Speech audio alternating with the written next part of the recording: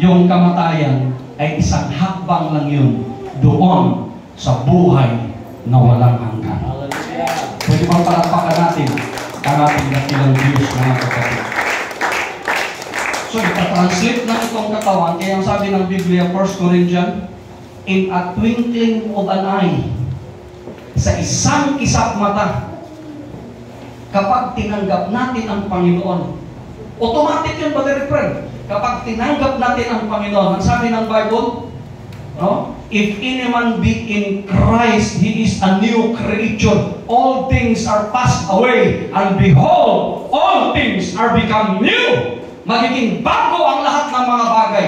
Dahil sa isang kisap mata, kapag tinanggap mo ang Panginoon, itong katawang lupang ito, mamamatay talaga ito, madudurog ito, babalik to sa alabok. Pero yung tumanggap kung saan ang ating kaluluwa, yun ang hindi na masisira. Kaya sabi ng Bible, sa isang kisap mata, itong katawang ito, it will be changed from corruptible into incorruptible. Magiging hindi na masisira ang katawang ito, mga kapatid. Kaya sabi ng Bible, John 3:16, for God so loved the world that He gave His only begotten Son, that whosoever believe on Him should not perish. Na-imagine niyo yun? Kung gawin natin literal yung Brother Wilfred, kapag maniniwala ng palatay sa ating Panginoon, hindi tayo mamamatay. Is that literal? And that is not literal. That is spiritual. Kasi itong katawang lupang ito, mamamatay talaga ito. Pero kapag manalig tayo sa Kanya, magtitiwala tayo sa Kanya, we will not be perished. Hindi yun physical, but it is spiritual. Mamamatay tayo physically, Sister Ilby, pero ang ating kaluluwa magkaroon ng buhay na walang hanggan. Alapakan natin ang ating dakilang Diyos. Pagpalain ng Diyos ang kanyang mga banal na salita, at sana bigyan kayo ng kapahayagan, makakaupo na tayong lahat, mga kapatid. Now, disciple. Ang lahat magsabing disciple. Sino nang nakakarinig niya yung word disciple? Amen. Ha? In John 13:35, the Bible says, by this shall all men know that ye are my disciples. If, lahat magsabing if. Para mahina. If you have loved one to another. Lagi ninyo pakinggan yan. Na ano nangyari? Bigay ko kayo ng idea. Bakit nagkakaroon ng panibagong grupo yung grupo natin? Kasi hindi na natin nararamdaman yung grupo natin noon na nagmamahalan. Ang nangyayari na Sister Ilby, kung napapansin nyo noon, nung umalis tayo sa grupo, kaya nasabi ko sa kanila, hayaan nyo silang siraan nila tayo. Kasi ang totoong nasa katotohanan, hindi naninira. Amen. Ang sinisiraan, yun yung nasa totoo. Amen. Huwag lang tayo mag-rehab, bahala sila. Ano pa, ang pinaka-worst pa nga doon eh. Yung nagkasakit ako, maraming nananalangin na mamamatay ako. Imagine mo yun. Tapos ngayon na gumaling na ako, may mga narinig naman ako, mga tumatawag sa akin, na nag-arti-artihan lang daw ako. Sabi ko, you don't know kung anong naranasan ko. Sana maranasan ninyo. Ano yung fact, tumatawa lang ako. No? Isa sa pinakamahalagang bagay na dito dapat nating i-exercise. Hindi naman sa lahat ng panahon, Sister Chanel, kahit kapatid mo, magkakaintindihan kayo. Tama, mali. Hindi sa lahat ng panahon yung pamilya mo, okay. Tama, mali. Pero, dapat mananahan ang tinatawag na pag-ibig sa bawat isa. Because God is love. And he that dwells in love, dwells God. Ano daw? Ang Diyos ang pag-ibig. At ang sino mang nananahan sa pag-ibig, ang Diyos nananahan sa Kanya. Vice versa, kung ang Diyos nananahan sa atin, mayroon ding pag-ibig na magmamanifest sa bawat isa sa atin. Would you say amen? Amen. So malalaman daw ng Panginoon at sa lahat ng mga tao kung sino ang kanyang totoong alagad. Sa anong kapamaraanan? Yung nagmamahalan ang bawat isa sa atin.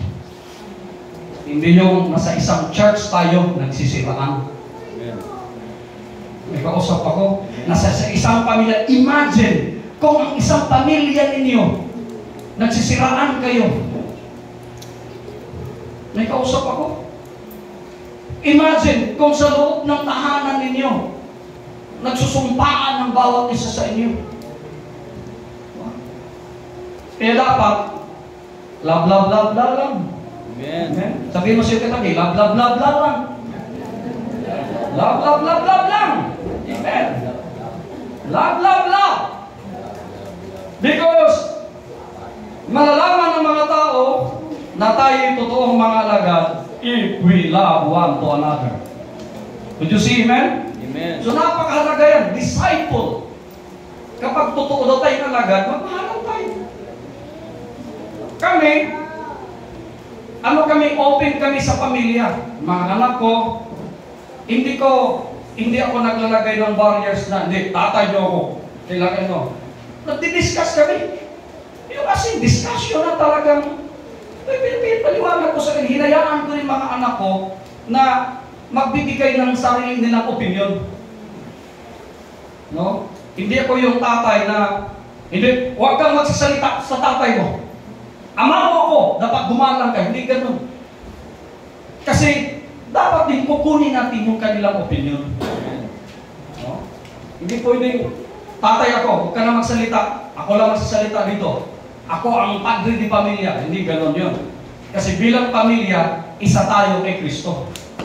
Pero, yung head, huwag natin kalimutan na igalang natin yung ama natin. Sunod na hierarchy niyan, yung nanay.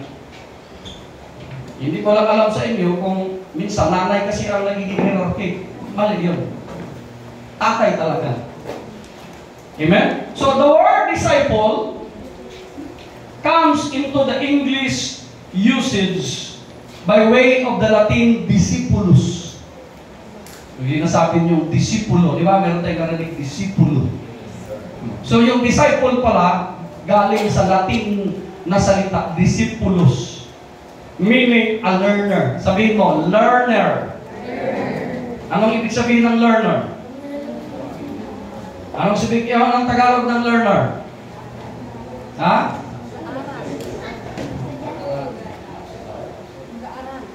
Mag-aaral. Kaya nga mayroong teacher. Alam mo, ako teacher ninyo, kayo ay ang mga learner, mag-aaral. But given its biblical background should not be confused with the more common English word, ano daw? Student. So, ibig sabihin, yung biblical term, disciple or disipulo, pero yung layman's term, Sister Chanel, is student. Nakuha natin? Amen. Kaya nga, nakakalungkot bilang ako, teacher ninyo, pumapasok kayo dito, huwag kayo matisod ha. Wala man lang kayong kabulpin-bulpin. Buti si Ronel, may bulpin.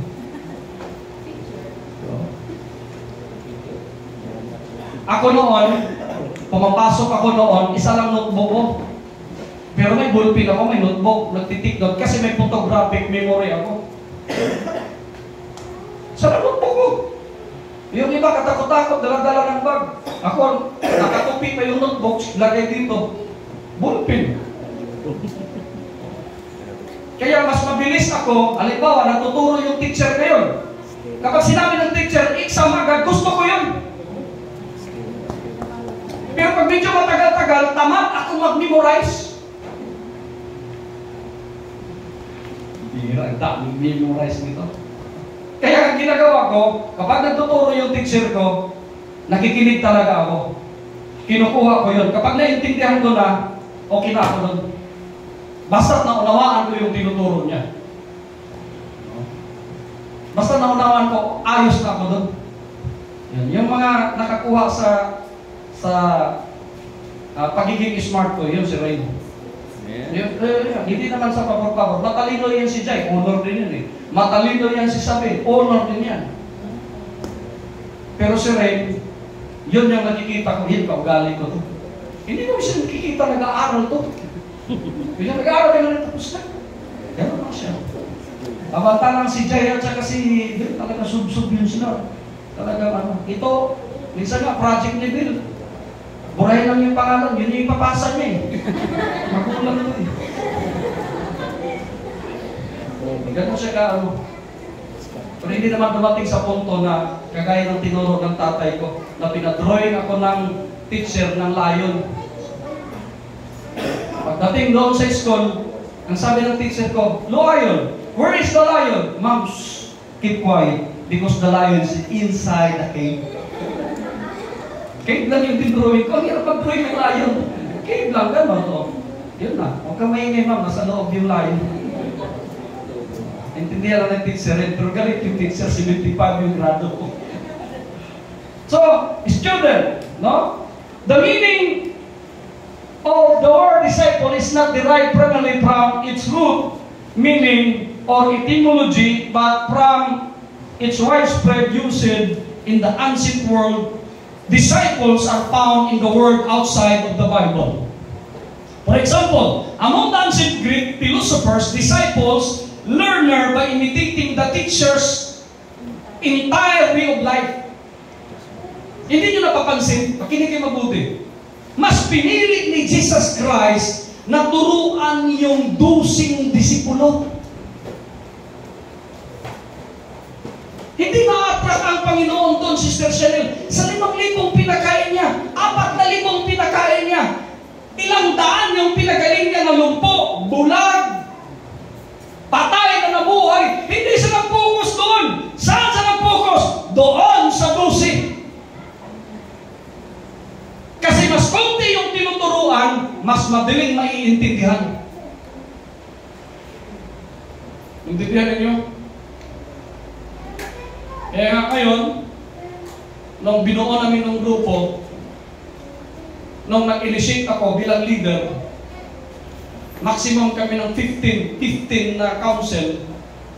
Mabilis kaming nabuo kasi mas madali kami makapag-communicate eh. Kahit ang lalayo namin, may Amerika, may Canada, may Mindanao, may Visayas, dito sa Luzon. Madali lang ngayon dahil sa technology, dahil nag-Zoom meeting kami. Sa loob ng isang linggo, 3 o 2 beses kami nag-Zoom meeting, kaya madali kami nagkakaintindihan. Pero pag marami kami, mag-away-away na kami, hindi na natin naiintindihan yun. Kaya itong group na ito, mas madali ninyong maiintindihan, mga kapatid. So, anong ibig sabihin ng disciples? They are imitating the teacher, amen, the entire way of life. Ang gustong ipagawa ng Panginoon, mga kapatid, kung ano ang kanyang tinuturo, ano ang kanyang ginagawa, dapat gagayahin ito ng kanyang mga disipulo. Dito, kung napapansin nyo dito, mga kapatid, tayo, ako, kahit sinong pwedeng tatayo dito sa pulpito, pinahintunutan natin kasi mas nagagalak ako kung mayroong tatayo dito na mas hihigit pa ang kanyang kaalaman kaysa sa akin. Isang pabor yun bilang isang guro. Would you see, amen? Amen. Hindi ako yung pastor na walang ibang tatayo sa pulpito, ako lang. Kapag wala ako dyan, magti-TV tayo. Hindi ganon. Kasi si Jesus Christ, mas pinili niya na aalis siya at i-duplicate niya yung 12. Kasi ang sabi niya, greater things you can do than me. Bakit? Mas marami kayo. Kahit magaling si Jesus Christ, mag-isa lang siya eh. Pero kung si Jesus Christ makapag-duplicate ng 12 at ang 12 nakapag-duplicate ng 120 at ang 120 nakapag-duplicate ng 3,000, so on and so on, mas madaling dadami, mga kapatid. Bakit? Kasi nag-duplicate natin ng isa't isa. Naintindihan ninyo? O parang awit, parang music. O, kapag hindi kayo nag-duplicate, failure yun ninyo. Ako, kapag hindi ako nakapag-duplicate na walang marunong mangangaral dito, it is my failure. May kausap ako. Kaya nga, ano ba si Father Sinon? Tinuturuan niya ang kanyang mga anak. At dapat ang kanyang mga anak magtuturo din sa kanilang mga anak. At kung hindi man mga anak, magtuturo din doon sa iba. Yun yung sinabi ng Timothy. Diba? Mayroon kasing tinatawag tayong discipleship process. Ang lahat magsabing process. Mayroong process yan. Kung ano ang natutunan nyo, 2 Timothy chapter 2, the things you have heard from me, teach them, teach others also. Kung anong naririnig nyo sa akin, dapat ituro nyo rin sa iba. Hindi nyo sarili din. Kasi halimbawa, narinig ni Chanel, yung maganda kong tinuro, at hindi ka pinahal. Pagdating ng panahon, yung mga kaibigan niya, yung mga mag-anak niya, at hindi niya nabahagyan, pagdating ng panahon, sisingilin kay Sister Chanel, ang mga dugo noong mga inosente na hindi niya binahagyan. Kaya ngayon, pag-iisip kayo, bakit tinawag kayo ng Diyos? Kasi puro sa sila kayo, upo tayo, open, tapos uwi. Hindi gano'n. Ako, nagpapasalamat ako ng mga disciples ni Father Sino, si Father J, itong dawa, nandito yun. Hindi lang disipulo kung sa makina, magiging disipulo rin sila sa salita ng Diyos. Ito ka ng example, Simen. Ito, ituturo na ito sa inyo, pero ibang ano kasi ito ibang level, pagkakalat natin yan. So, first letter ng isa ano? D. Punta tayo sa D. D means discipline. Sabihin mo sa iyo ka, discipline.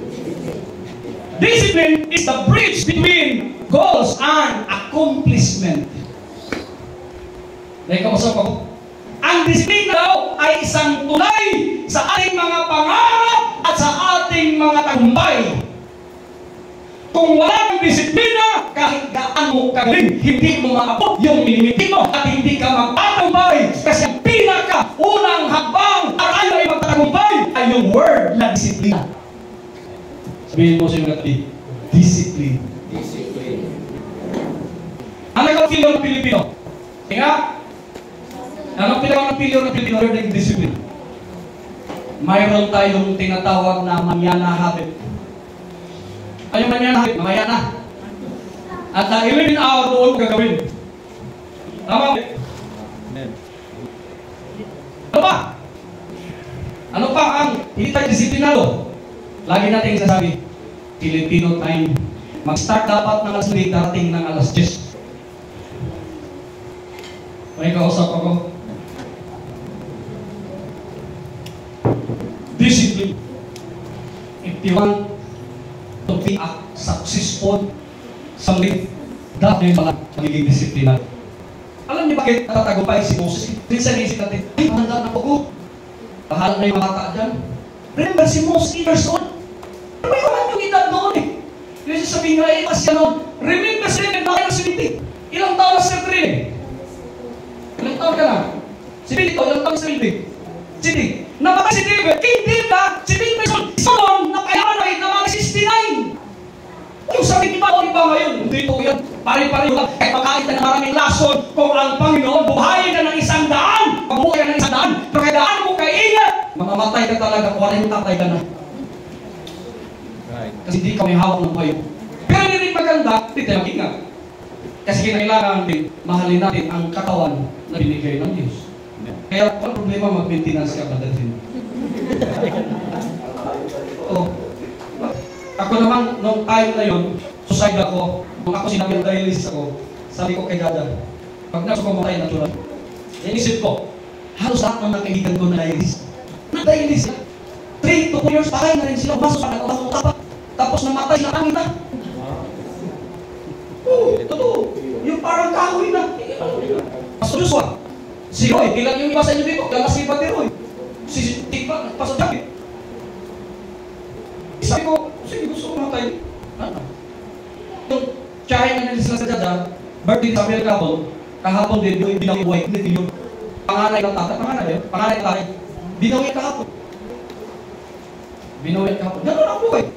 Nag-declare siya nung kidney failure Wednesday, namatay siya kasi nag-declare.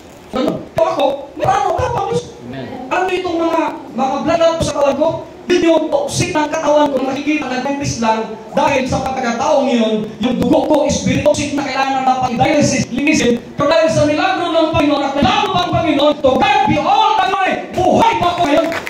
Pero kung pinatay na ako ng Diyos noon, walang plano ng Diyos, patay na ako noon.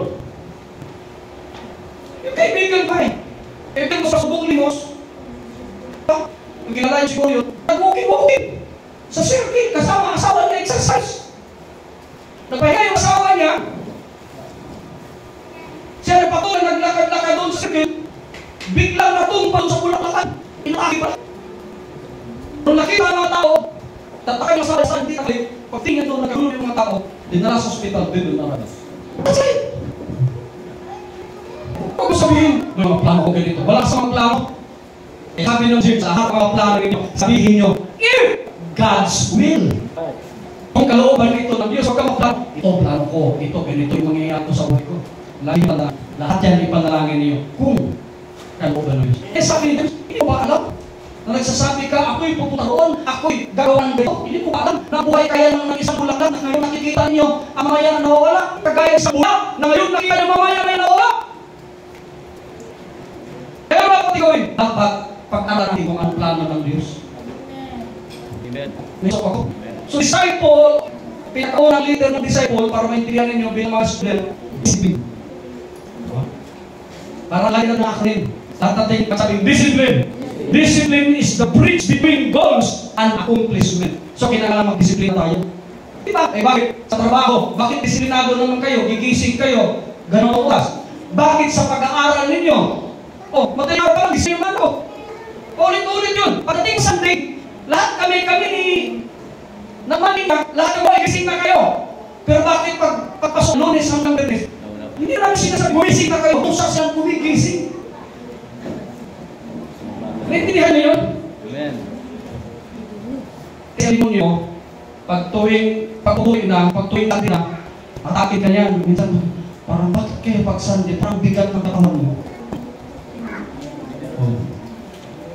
Sa tagal natin, nagsilipid na tayo ng 12 years noong nakaraang Sunday. Oh.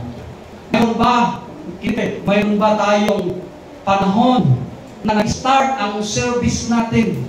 Before nag-start ang service natin, devotion, nandoon na lahat? Na pag sinabing magsimula tayo ng alas 9, nandoon na kayo lahat? Meron ba? Sige nga. So kung bibigyan natin ng rating, magbagsak tayo lahat. Pero sabihin ko sa inyo, pagmaga kayo, kanina, dyan sila Sir Trin, nasakay saan yan. Walang kapatid traffic pagmaga.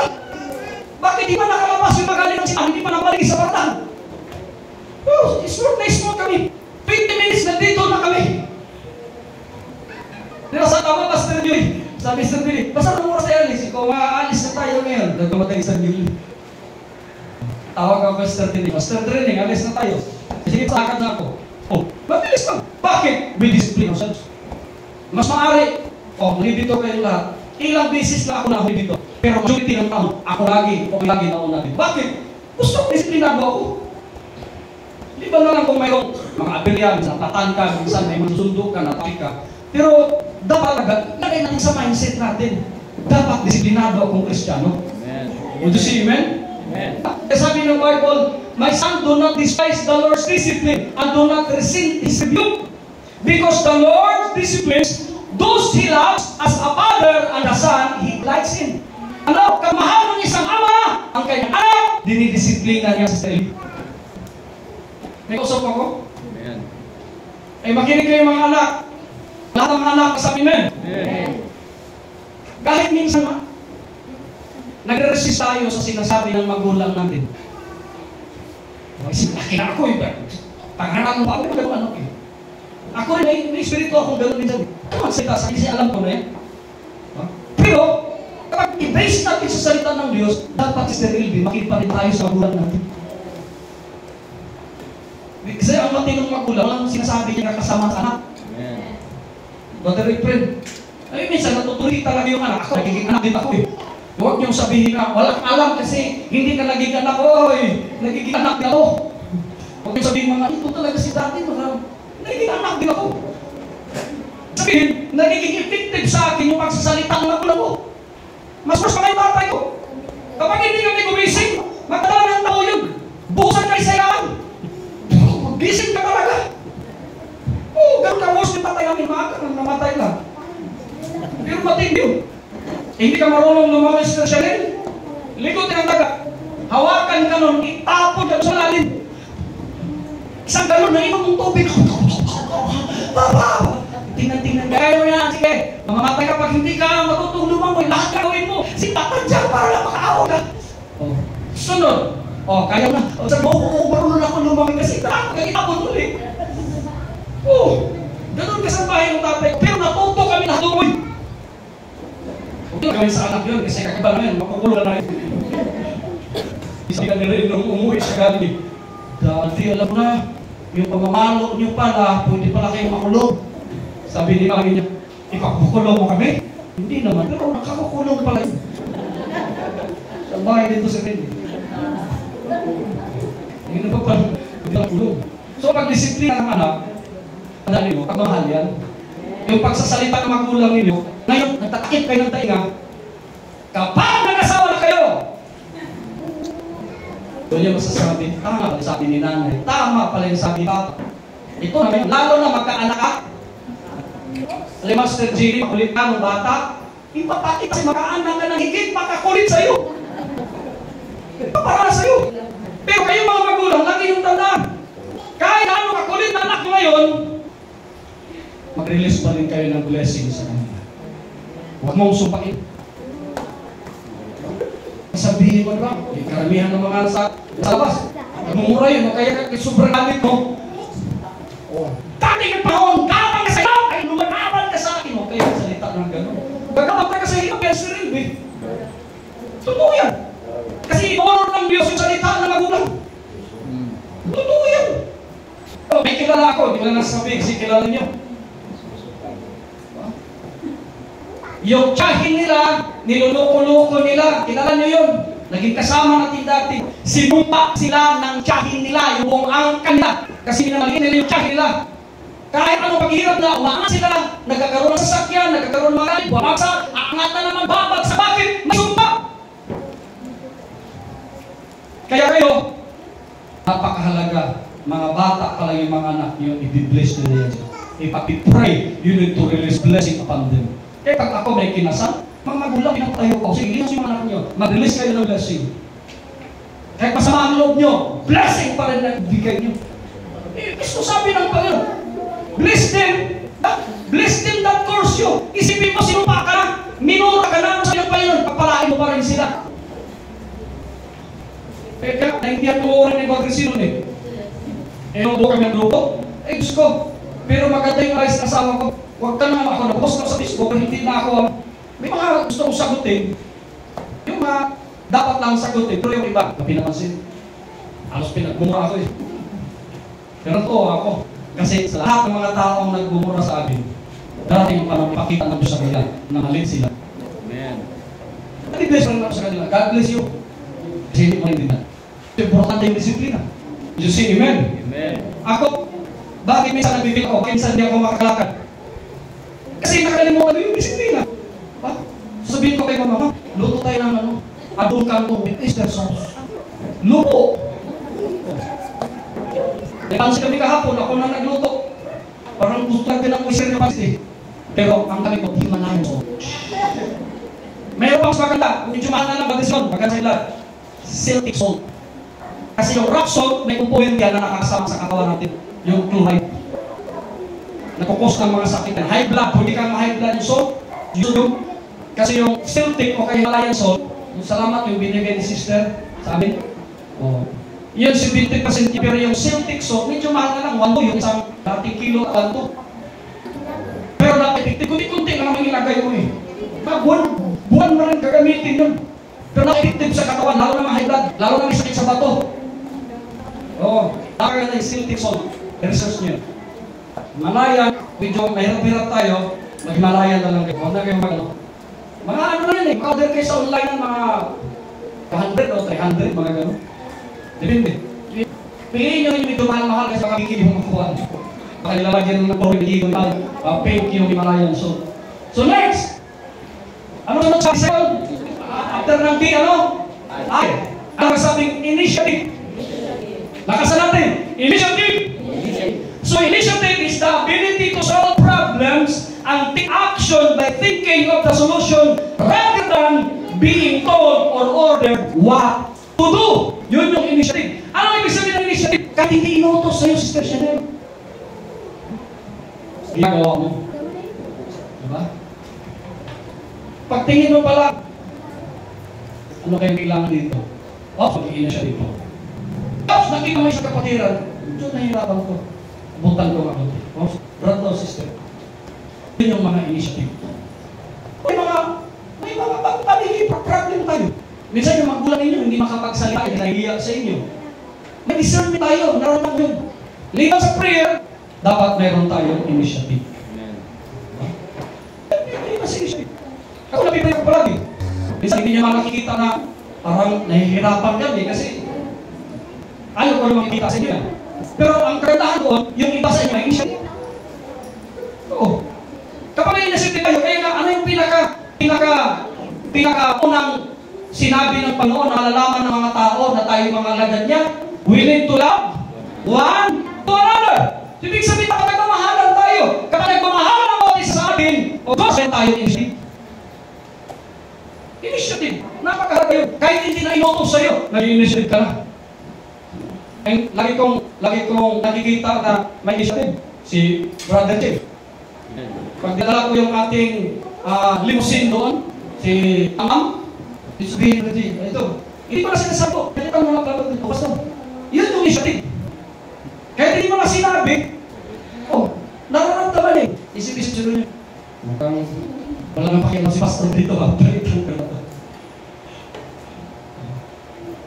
yung mga initiative. Kailangan nun, sa media, sa grupo natin. Amen? May kausap ako, nag-i-initiative tayo. Ang nagtatrabaho, itong dalawang mga disipulo ng mga kaliko. Hindi na kailang sabihin palagi ni Brother Sino sa Brazil. Kunin yung towels. Pag gano'n, palasin na yan, dalawa na yan. Diba? Automatic yan. Nagagawa. Dalangin mo na yung buong tools. Kapag sabi, kailangan na open ng postage. Boss, ganito boss. Hindi yung, anong kailangan mo sa akin ito? Dalangin mo na lang. Yun yung issue. Hindi yung titingin-tingin. Kaya mo boss? Kaya mo na ba? Ang initiative, kahit hindi kasi nasabihan, tulungan mo ito. May kausap ko, alalayan ko ito, matik na ito. Diba? Para nakita natin si Sister Brenda. Paakyat dyan, rampa natin, medyo parang papuntang mapo. Tingnan mo, kaya Sister Brenda, sige. Subukan mo lang, kaya. Ang initiative, nakita pa si Ops. Tulak na natin. Naintindihan natin yung word na initiative. May kusa, kaya Sir Elvin. May kusa, hindi ka lang ano. Hindi kasi ako ano eh. Hindi ko sinabihan eh. Tinitingnan ko na. Yun na yung ano ni Brother Jeff eh. Yung nanonood yung itaki yung tatay niya doon sa Cavite City. Yung mga nanonood, ang initiative. Nung nakaki yung tatay yung sagat, tinatakot pa siya, naman, saka malulog ka. Wala mga nag-initiative na tutulungin mo kang bibig lagi ni Jeff. Hindi man tumulong sa akin. Parang stretch Jeff. Walang tumulong, mga construction worker, may mga doon sa back. Walang tumulong sa akin mag-isang inahon ng tatay ko. Diba? Kasi natakot sila ng dagat. Pero kung may initiative ka ba kasi yun, ikateres mo yung sa'yo, tulungan yun. Di ba ka tayo magpipino? Pero ngayon, wala na. Hindi ako kahilo dyan. Mamamatay rin ako. Yung mga gano'n eh, bala kayo. Dapat hindi gano'n ang Kristiyano mga kapatid. Bakit i-rest natin yung sarili natin? Ano sabi ng ating Panginoon? Dapat i-imitate natin siya, dapat gayahin natin siya. Ano sabi ng Panginoon? Ito yung pinakamatinding pag-ibig na ginagawa ng isang kaibigan na ialay niya ang kanyang sarili para sa kanyang kaibigan. I will lay down myself to my friends. Yun yung sabi ng Panginoon. Imbis na yung mga kaibigan niya ipako sa kusya, ako. Meron pa pag ganun kaibigan na yun? That's initiative. Sabi niya. Kasunod, it is, but be filled with the Spirit, Ephesians chapter 5 verse 18.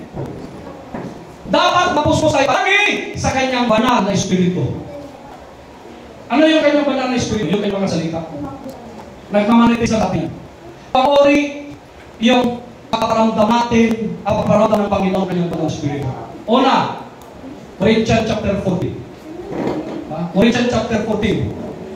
Kapag nag-aanong tayo, hindi na intindihan ng karamihan. We edify ourselves.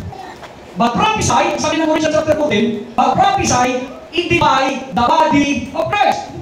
Ano ibig sabihin nun? Ito, prophesy ito. Bakit sinasabing prophesy ito? Kasi habang nagtuturo ako, naiintindihan ninyo at nai-edify kayo. At habang nagpupuri kayo at nararamdaman nyo yung banal Espiritu ng Panginoon at nag-anuntan kayo, you edify yourself. Iba yung sinabi ng Book of Acts. Hindi mabuti. Kung pag-aralan ni Book of Acts chapter 2, habang nagsasalita sila ng ibang wika, kaya tinatawag yun, other tongue. Basahin yung Book of Acts chapter 2. Alam mo yung mga Bible kayo. When the Spirit of the Lord filled all the house, all the disciples, it is like a glowing tongue. Nung tanggap nila, they were all filled with the Holy Ghost, and they speak in other tongue. Ano yung sabihin ng speak in other tongue? In other language. Hindi nila ma-expressionin. Kasi mga Galilean sila. Basahin mo yung Acts chapter 2, nagtataka yung mga taga-Europe, Rome, taga-Egypt, taga-Arabia, taga-Greece, taga-Asia.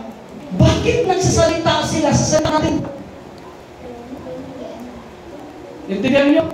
Kaya kung basahin mo yung Acts chapter 2, sanin niyo yan, may mga Arabians, Egyptians, taga-Rome, mga proselytes, taga-Asia Minor. Bakit nagsasalita sila? Ang sabi din, mga lasing lang yan. Ito ako. Ang sabi niya, mga lasing lang yan. Ano sabi dito? Hindi ka mga lasing. Kaya alas 9 pa lang ng umaga. Kasi para sa ating brother and friend, pag medyo nakashot na, nag-i-English na. You know, I will tell you, my friend, English. Lasing na yan. Kaya sa amin, 3 araw lang sa Manila eh. Pag uwi, nagtatagal na. Alam niyo mga kaibigan, Tagalog na. 3 araw lang sa Manila eh. Malatay na. Tagalog na. Sa kanya, natataka sila, hindi sa Galileans. Pero nagkasalita siya sa mga wika natin. Babalik tayo, Acts chapter 1 verse 8. Anong purpose sa Banal Espiritu? The purpose of the Spirit, when you read Acts chapter 1 verse 8, and you shall receive power after that the Holy Spirit is come upon you, and you shall become my witnesses. Anong purpose sa Banal Espiritu? Hindi lang mag-anuntang, Sister Chanel.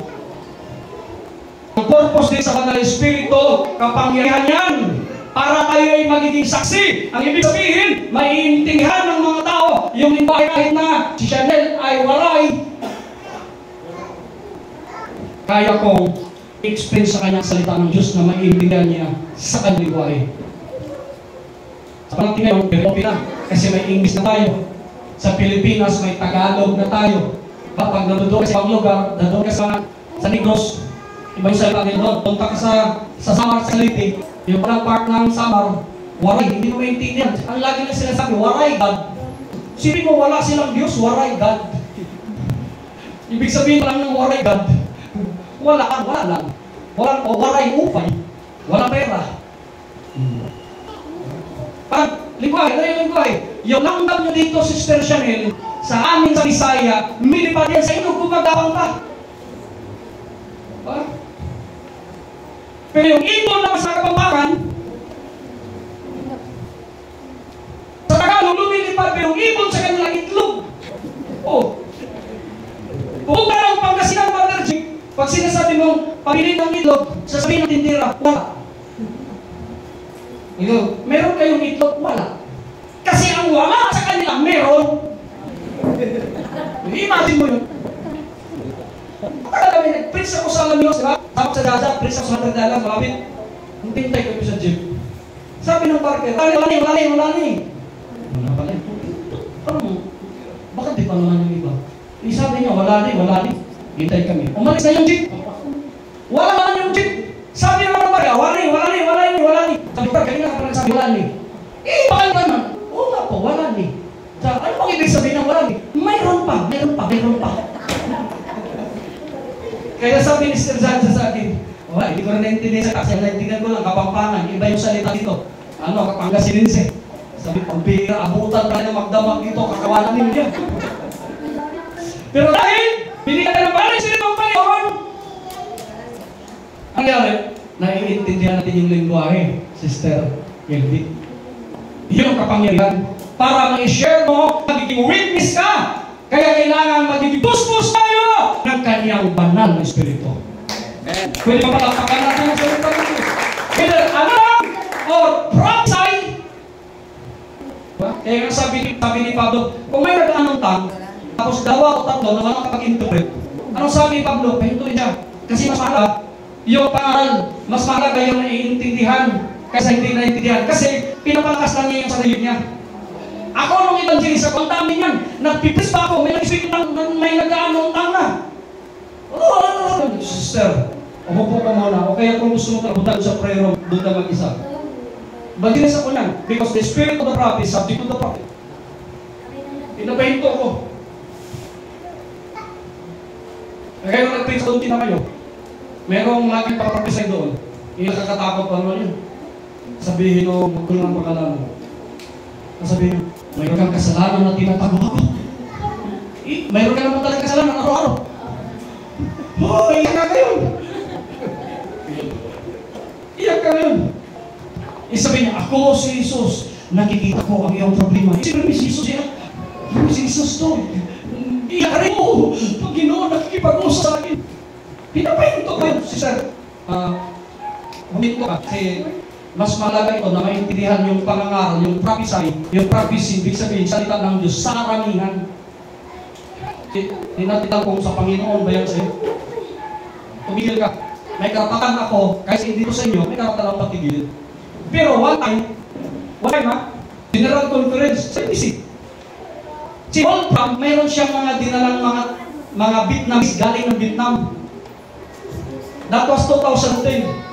Habang nagkaroon ng bilang, anong tang?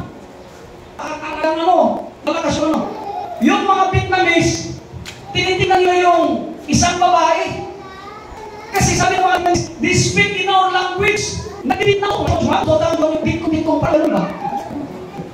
Sabi niya, pinawag na sa Wolfram, no, nagsasalita ka namin, sinasalita niya. Yun yung pabak sa ito. Naintindihan ninyo? Pero wala ka pag-interpret na mag-versi nun, sa sarili mo lang yun. Hindi mo pwede ka nakikita mo sa mga nag-speak in tongues ako. Kasi wala naman nakakaintindi kung ikaw lang Diyos lang. Ikaw na, hindi mo naintindihan eh. Diyos lang. Yun yung nanalangin ka na hindi mo naintindihan. Ang Diyos, ang Espiritu ng Panginoon, ang tumuulong sa iyo. Would you say amen? So now, C, courage. Ang napasabing courage. The original definition of courage, when it first came into the English language, is from the Latin word cor. Ano yung sabihin ng cor? Meaning heart.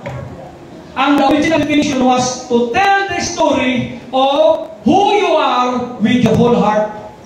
Kasi mong courage kasi puso yan. Sino yung maglaro ng manonood na basketball? Yung anong tawag nito, yung panahon ng Gilas Pilipinas, ano lang na sinasabi? Puso! Parang ibig sabihin, courage! Puso! Tarik yun, puso! Courage! Yan ibig sabihin.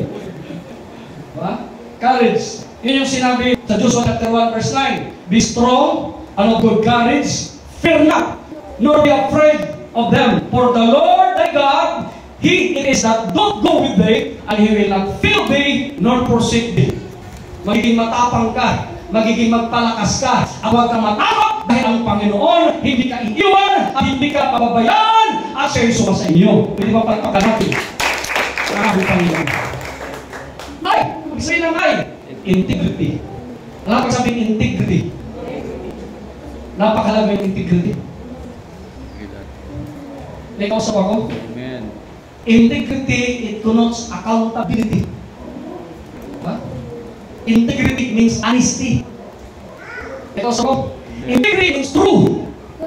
Ano ba? Integrity means upright. You're upright. Integrity means you are a moral values. Yun yung isang integrity. Ano sa Tagalog yung integrity? Ha? Integridad. Di meron pong... Ha? Sige nga, Google nyo nga. Integrity. Para mas maintindihan natin. Dignidad na yan. Bugyakin. Alam yung sa'yo ng dignidad, Tagalog. Google. Para hindi tayo makamali kasi naka-video tayo. Ha? Pagkamatapat. Pagkamatapat. Yung integridad, ano yun? Spanish. Integrity. Pagkamatapat. May kausap ako. Kaya nga, pag pumunta kayo ng PMA, nakalagay doon. Courage, integrity, loyalty. Napakahalaga na tayo ay magkaroon ng integrity o magkaroon ng katapatan sa ating paglilingkod sa Diyos. Makinig kayo mabuti. Ang purpose ng pagpapala na dumating sa buhay mo, nagkaroon ka ng magandang negosyo, nagkaroon ka ng magandang trabaho, dahil tatan, hindi lang para sa iyo. Why pinagpala ka ng Panginoon? Kasi gusto ng Panginoon magkaroon ka ng integrity. Ano ibig sabihin yan? Gusto ng Panginoon na magiging tapat ka sa Kanya, brother. Katapatan. Napakalaga yung word na katapatan. Dapat tapat ka sa lahat ng bagay. Kasi, kung anong tingin natin, hindi natin. Hindi ka nagtanim ng katapatan, hindi rin magiging matapat yung mga sa paligid mo. Pero kapag nagtanim ka ng katapatan, ang Diyos ang unang maging tapat sa iyo, Brother Bart. Hindi lang ang Diyos maging nasa paligid mo. Bakit? Nakikita nila yung integrity mo. Nakikita niya yung katapatan mo. At lagi niyong tandaan, the more na matapat ka, listen carefully, the more na maging matapat ang mga kapatid, the more maging matapat ang Diyos sa sister niya. Wala ka sabihin, the man of integrity walks securely, but who takes wrong path will be found out. So, ang tao daw, mayroong katapatan, mayroong integridad, lumakad ng secure. Ano yung secure? City. Secure ka. Pero tao hindi tapat, corrupt. Pag sabi crook, you are corrupt. Kaya maraming magbuaya ng tao ng buaya ng mga politiko, corrupt. Hindi lang sa politika, banggi, mga religious religion, may mga corrupt. May mga corrupt. Mawawala yan. Pero ang tao matapat, mayroong integridad, tatayo yan na secure ang kanyang paglilingkod sa Panginoon. Kasi yung sungkag, makinig kayo mabuti, ang pinakamababang pakapala na binibigyan Diyos sa inyo, yung material na bagay, yung pera. Once na magiging matapat ka dyan, ang Diyos magiging matapat sa iyo sa lahat ng bagay. Bakit? Kahit mahal kang pera, pwede mo kayong pagalingin ang sarili mo. Kahit mahal kang pera sa Chanel, hindi yung magiging dahilan na maging saya ka. Pero kapag nagiging matapat ka sa mga bagay na maliliit, tandaan mo, yung material bagay pinakamaliit yan, na pagpapalat na pinagkagalang Diyos sa iyo. At kapag nagiging matapat ka, ang Diyos sa iyo nagiging matapat, mga kapatid. Sabi pa ni Pastor doon sa akin, i-example ko lang yung sarili ko. Sabi ni Pastor hindi ko alam kung doon ako Sunday sa kanila. Itong si Pastor Don, tiyas kami magkasama nito. Mula nung evangelist siya. Hanggang nagkasama siya.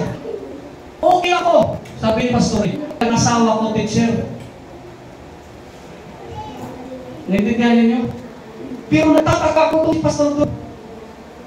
Mas nakapunta pa sa ilang lugar. Mas nakikita ko nung parang masaya siya. Ay saan? Pero pa siya mga kapatid na abroad, taga-Canada na nagdala sa kanya. Anong sikreto? Sagot ko sa kanya, pagiging makapatman. Amen. Pagiging makapatman. Mula nung nagpuntahan kami sa ministry, nahinto ko sa trabaho, ministry lang siya. Nung nagtrabaho sa Makati, sabi ko, nahinto ka dyan. Padala sa accounting firm doon sa Cebu. Doon sa Davao, sabi ko, nag-asawa pa ako, wala rin pala akong kasama. Baka ligawan ka pa doon. Kasi sa panahon noon, mala Cristiano Musa yan. Ako na may buhok ko, Jericho Rosales, brother. Sabi ko, delikado to, huwag ka naman ka. Inaawa naman sa Sir Pili sa amin, bigyan kami ng kapital na pagtindahan. Malupit yung tindahan namin yung Giant Restore. All you need is here. meron kayong coke ay naubusan. Hindi kami nag-execute. Bumili lang kami ng bigas, 30,000 yung bigas. Apat na tayo bigas, ang tabi lang. Naloko pa kami ng nagtitinda ng mga hotdog. Niloko siya, sir, bibigyan ko kayo ng hotdog, mga organisa. Tapos bibigyan ko kayo ng present. Ayos siya na. Sige, dito ka lang, sir. Bibigyan ka lang ng, kano yan? Magbigay ka ng 2.5. 2.5 ka tayo, bibigyan ng 2.5. Sabi ko, oo nga, may present. Gusto ah. Agad, bigyan ako. Sige, alam mo yung, tagdala mo ng product. Sigurista na ko. Inagdala siya, or ng product na dinala niya, mga 1,000 ko. Yung nakita kong product, sige, 2.5. Sir, ibababa na namin yung rep, ha? Yung preset, bababa na namin. Sabi ko, 30 minutes na. Sabi ko, sir, ano ko tayo? Bigla ko, saan kayo yun? Inaanap ko, pambira, tatlo pa ng daan, nag-sahibin, di ba? Saan kayo pumunta? Takbo ako doon. Takbo ako doon, pambira, nandukot talaga kami. Wala, tapos na. Pero dahil nagiging matapat parang kami sa Panginoon, until now, mga kapatid, nandito pa tayo. Hindi sumusunod. Naikausap ako. Next! Malaki na tayo! Pulay! Kasi tayo! At bisa mo tayo pulay! Paano kasi yung pulay sa kagawa? Magala! Having or showing behavior that is respectful and considerate of other people. Kung nakasakay ka sa bus, sinakwento dito, at mayroong buntis, mayroong matanda, mayroong medyo may kalsanan, baka patulog-tulog. Tulog-tulog. Ganda naman ka. Di polite ka. Amen? Ba? Paupuin mo. Okay, may tumatawin na mata. Ba? Lalo na overpass. Kung kami listener sa sobrang taas. Akit kami. Pero ngayon maganda na commute. Butterpart. Sabi ko, sarap na mag-commute. Sakay ka dito ng bus. Sa, ano ba ito? Bisamol. Hanggang ano yun? Hanggang PIDX. Kung gusto mo talaga airport, may airport na rin doon. Dito ka ng airport. Hindi mo ilalagay yung sasakyan mo sa park and flight. Gasos ka pa doon. Pagalitin gano'n, sakay ka. Pag pumunta lang sa Manila, natin doon sa PIDX, mayroon sasakyan. Ang bilis. Yung mga sasakyan, nakikita ko ba? Hirap yun na, traffic. Yung yung carousel, yung bus. Bus din, tuloy-tuloy lang. Sabi ko, sarap pala. Kufilot na ako. Tapos, dala-dala pa na sasakyan. Pagtutulgit ka pa. Magkakasulil na ka pa. Makatraffic ka pa. Abot ka pa mag-drive. Ito, may driver ka na. Diba? Maganda sa Manila. Meron ng mga disadvantages. So example, is a polite person who thinks about others and minds his manner. Yung pagiging polite natin dapat tumitingin din tayo kung ano ang kailangan sa iba. At lagi niyang inaano. Halimbawa, tumutulong ka. Because ako, pag tumutulong ka, huwag mo nang alam sa kaliwa. Huwag mo may pang-break ito, tinulungan ko. Ito yung sabi ng Panginoon. Kapag tumulong tayo natin, kaya ay mga parisiyo na magdadala ka ng rondalya, bumbo, bum. Talagang pa, sayo-sayo pa. At ibinigay pa, pakita talaga sa buong mundo. Nagbibigay ako sa'yo. Ganon. Once nagbigay ka, sikrito lang. Kaya ako, naranasan kayo sa inyo. No? Naging polite kayo. Yung, wala kami tapos may biglang, no? Hindi ko na lang kayo papakalaran, na biglang, Pastor Rob, ano ko sa'yo? Siyempre, galit ka dito. Hindi sa tamang Panginoon. Talagang hinipong Panginoon. Yan yung pag-ibig. Bakit? Nag-iisip ka kung anong kapakanan din sa iba. Kahit nga, gano'n din yung ginagawa ko. At nagbubunga yung ginagawa ko. No? Sabi na, a soft answer turn away wrath, but a grievous word stir up anger. Sayang, wala dito Sir Susan eh. Para sa kanya sana to. Kaya, careful tayo sa ating salita. Huwag ko sabihin, ganito ko eh! Huwag ko sabihin. Kasi dapat magiging polite tayo. Ba't marunong na magbigay? Kaya sabihin, a soft answer, di ba? Kahit ako kagalit yan, galit na galit! Pero pag sinabi mo, pasensya ka naman. Huwag ka lang suntukin. Kasi umilag ka. Kung hindi mo kayo umilag, sangkain mo, gawin mo na rin. Bisaan mo lang, kumuhan ka rin. Pero kung nagsutulit ka taga, may karapatan ka na bisaan yung sarili mo. Biblikan yun. Biblikan yun. Bakit medyo giligipit ka? Huwag mong agad doon. Bulutan mo agad na walang ginawa sa'yo. Ayan mo muna. Kagaya nung nangyari kay Ragos, yung base, kaya sinabihan na, may tama yan yung workshop na ating army, na yung pagbigayan pa nun, na madatingin na lang sila, may ganun nga, tinitigan niyo yung pulis. Teka, yung pampira ka pinagtitigan, pinapahinto nila, tuloy-tuloy lang. May tama nga eh. Nung pinano niya, ano yung laman ng pako? Ginagawa ng pulis. Bakit? Gumaganon-ganon siya. Sabi nung lalaki, Sir, may ganon yan. Yung pulis naman, disipulis siya, ang dasisyo.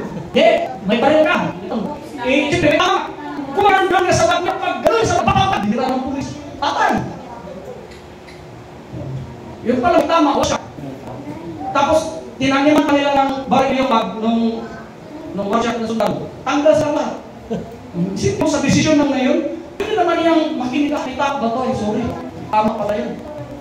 Wala, pasiklam din siya, binaril din niya. Dito, wala. Ay mo ko, nag-drive na siguro pasikil yung ano na yun. Yung polis na yun. May maganda answer. Pakinggan ng isa! Huwag mo sigawan eh! Bakit? Relax ka lang muna. Kung medyo mo ka na, huwag mong sigawan. Hindi ka nakapag-gay ng kahit isang butil na kanin sa akin. Huwag mo kong ituro-turo kung mo sigaw. Hindi, nagka-problema tayo. Warning mo muna. May kausap ako? Huwag yung gigit-gita. Ang bira ka lang! Ganun lang ako. Kalma lang. Kalma. Kalma. Ganun lang. Hindi ba? Lapit sabihin ka. Lapit tayo. Letter name, leader. Lapit sabihin, leader. Being a leader, dapat meron mataas yung love quotient natin. Mataas yung emotional quotient natin. Yung action-oriented tayo. Discipline tayo. Excellence. Ang higit sa lahat, result-driven tayo. Yun yung being a leader. Lahat magsabi, amen? Amen. Kapag leader ka, dapat makikita sa yung love quotient mo. More na mahal mo yung mga sumusunod sa iyo. Hindi, sumusunod ka sa akin, ako leader nyo. Kaya lang, bigay kayo lang po sa akin, tag 50-50 kayo. Hindi ko. Being a leader, pangunahan. Diba? Pangunahan mo. Kung sa ngayon, leader ko, ako na ang bisa nyo. Pero bukas, kayo na. Ikaw sa ko. Emotion. Being a leader, dapat hindi kayo emotional. Ikaw sa ko, dapat just meet your emotion. Amen? Yeah. Meet your emotion. Ano pa? Action-oriented ka. Action-oriented. Yung kita mo na talagang gusto mo ng gumagawa ka, kusa. Pinakita mo na talagang kayo namuna. Ano pa? Disiplinado ka. Ano pa? Excellent yung ginagawa mo, dapat maayos. Ano pa? Result-driven ka. Big sabihin, being a leader, being a true disciple, dapat result-oriented tayo. Gusto natin, may nakikita ang resulta. Would you say amen? May nakikita ang resulta. Sabi ng Matthew chapter 20, verse 26, but whoever desires to become a great leader among you, let him be, a servant. Yun yung gusto ng Panginoon. Yung narasan ng Brother Bart, example lang. Kahit ganyan yan si Apollo, Ibuloy, anong natutunan ko doon? Walang maas, walang mababa sa kanila. Be our servant. Pinuto, magtitimpla sa ng kape, sister sa niya. Attorney yan, nandiyan si Brother Sino. Nagkain namin tourist, kahit attorney. Nung tinalanan nila dito, ano mo dito? Lawyer pa ako. Ha? Lawyer pala to? Abogado. Makita yung servanthood. Huwag yung makita. Okay, boss ako. Hindi tayo. Being a leader, being a true disciple, dapat ipakita natin that we are also a servant. May kausap ako mga kapatid. May kausap ako. Kailangan maging servant din tayo. Teka, tingnan nyo, sa pamilya. Ano ang mami at daddy? Ano ang tatay at nanay? Di ba, nagiging servant?